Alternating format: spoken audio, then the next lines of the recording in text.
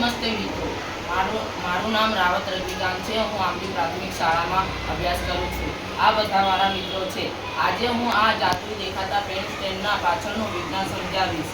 તમને પ્રશ્ન થતો હશે કે આ પેન કોઈ પણ ટેકા વગર હવામાં કેવી રીતે તરે છે? તો આની પાછળ મેગ્નેટિક લેવિટેશન કામ કરે છે। આ સ્ટેન્ડ અને પેનમાં ચુંબક લગાડેલ છે। જ્યારે સમાન ચુંબકીય ધ્રુવો એકબીજાની સામે આવે ત્યારે એકબીજાને દૂર ધકેલે છે।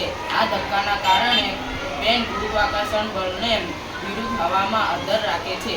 આ ટેકનોલોજીનો ઉપયોગ કરી જાપાન અને ચીનમાં મેગ્લેવ ટ્રેન ચલાવવામાં આવે છે।